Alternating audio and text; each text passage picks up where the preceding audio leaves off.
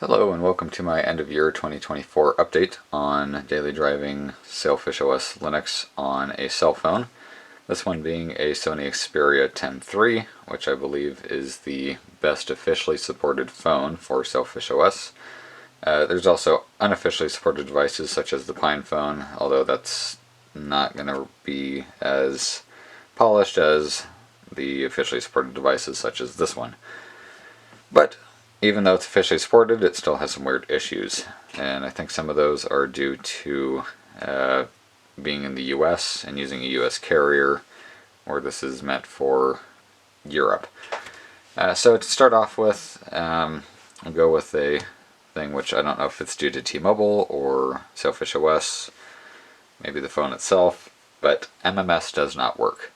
I have tried configuring everything. I've tried a whole bunch of different settings, and it just does not work. So this is what a group text looks like on Sailfish OS in the US.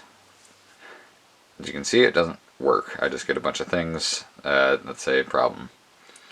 And this is also what it looks like if you try to receive an image, and sending one does not work either. And honestly, I don't know if it even supports group messaging outside of the US, or in Europe rather. I got no idea, but it does not work here. I got it to work once for receiving an image, but never again, and I don't know why. Regular texting does work just fine though. So closing out of that, I will move on to the camera, the next kind of sore point. It's more specific towards this phone, but for what should be kind of their flagship device, it's not very good. I don't know if it's going to come across on video well, but the color is washed out, and this is a sky. You can see I did pick up a bird there. I know this does better because using the Android very briefly on this before wiping it, I'm pretty sure the camera looks better than this. And this is under pretty ideal circumstances. It's kind of washed out and not the clearest, but not the biggest deal to me. And the camera app itself, you can see I got the options for the back three cameras, but there's no option for the front camera.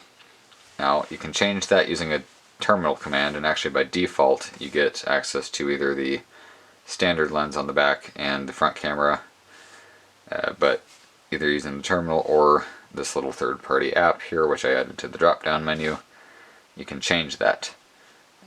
I pulled the front camera out of this actually, so now my options are standard lens and wide angle by default. So I don't really know what that's about, but it's another potential sore point. And going here, taking a picture of my screen not too long ago, you can actually see the quality is respectable enough, but it's just leaves a little to be desired in my opinion. And going on to the next thing, Pure Maps. This is an app that you do have to download, but it does work with the stock install. I'm not in Winnipeg, but I just moved over to it just so we can kind of look and see. Oh, it does indeed load things up. And GPS does work. I don't know if it talks to you or not, but if I were to select 2 points, say I want to navigate from here over to there, it would work, and it does work with GPS, although sometimes it struggles to find your location, or that's been my experience at least. Otherwise, it's actually a decent enough maps application. Not too bad, not too much to complain about.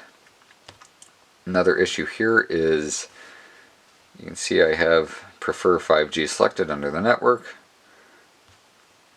but there's no 5G. That doesn't bother me, but that might be an issue in the future. The phone does support it. It worked under Android. I don't know if it's a driver thing. Maybe it's because of T-Mobile. I got no idea, but it doesn't work.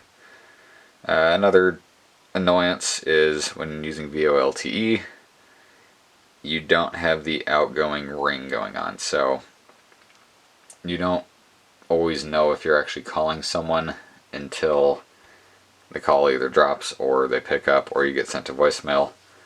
It's mildly inconvenient, but not that big of a deal in my opinion. I guess it depends on the person. You can disable that. It works just fine when it's not using voice over LTE, but that is getting shut down. I don't know how much longer that's going to work, or even what carriers still support the old way. We move on to Android app support. This is actually a very good implementation, I think. If I load up Fennec here, which is the browser I pretty much always use on the phones, you can see it loads the website fine. There's no issues playing back files that I've noticed, at least. Every website loads as it should.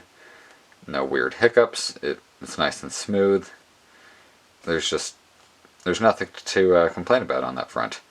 I guess potentially it's weird having that little back button down there compared to the regular UI, but it's not that bad. Slight issue is the media player. It works fine, but sometimes it will crash. I don't know why. And then also sometimes Bluetooth doesn't work at a super high quality. It'll kind of crackle. I don't know if that's due to the radios I'm connecting it to, or if it's the phone. It's not the end of the world. I typically just use the headphone jack, which does work as of a recent update. Or at least it's been working for me since an update. I don't know if that's what fixed it, but it does work. And SD card expansion works too. I don't know about dual SIM because I haven't tried that, but you can use SD cards, so that's a plus for me. In terms of native apps, you're kind of limited. I'm not going to really go through all of them, but everything from Pure Maps up to phone is a stock or native running app, and down here these are Android apps. The compatibility layer I don't believe is completely open source, neither is the UI for this. So if you're a real open source advocate, maybe not the best way to go, although I would rather run something different than running just another Android based operating system. In terms of the UI, things work pretty well. It's a little bit weird sometimes navigating. I know when I switched to my other phone, which is running Android ROM, de-googled one, it's a little weird. Sometimes I'm sliding over when I don't need to. It's heavily gesture based, almost like BlackBerry 10 OS or maybe the new versions of iOS and Android. I don't know for sure on that, but it's a little bit different. I know when I was using the Pine phone with more traditional operating systems like Debian or Manjaro, the alarm clock was very unreliable, whereas on this thing it's always worked. The exception being, I think if I leave the phone muted too long, it doesn't want to work again. It'll vibrate, I just won't hear sound, and that might be due to this extension I've installed to turn the volume down, because by default it's maxed. I don't know, but it pretty well works for me. I just don't mute my phone that often. But that could also be another hiccup for some people adopting this. Another potential issue is, because this is not meant for the US, you can't really buy it here, so you gotta do some interesting things to get it. I'll just leave it at that, because I don't really know how much of a gray area that is.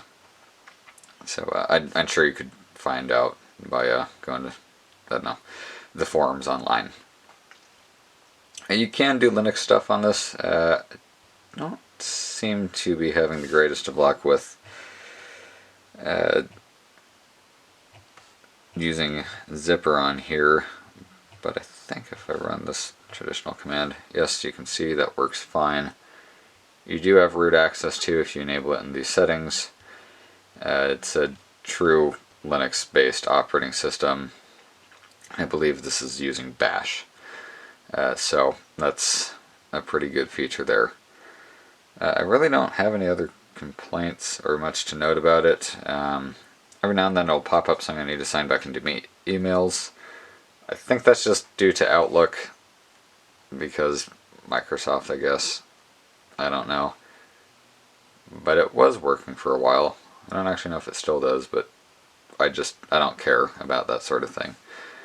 Default browser is way out of date. It's based off of Firefox 78, I believe. And due to that new vulnerability, probably shouldn't be using it, although I don't know if it affects Firefox 78. I'm kind of thinking it does. Let's see what else. That's pretty much it as far as I know. The default weather app doesn't work, so I installed MeCast. That works fine. I don't think there's much else to speak on, except it's worked fine. It's got its quirks, kind of like KaiOS might, but it does. Yep, see, there you go, popping up with the email issue. But aside from that, it's been reliable. I've received calls when I've had service. I've always been able to make them. I've been able to send texts. It works a whole lot better than really any offering I've found so far on the PinePhone. So I'm going to keep using this, as I enjoy it so far. Really, if they just fix the MMS thing, that's all I would want. It's everything else I can deal with. I can deal with the lower quality camera. But in terms of that, I think that's all there is to speak on this. Hopefully something of value can be taken from this video, but that's all I have today. Bye for now.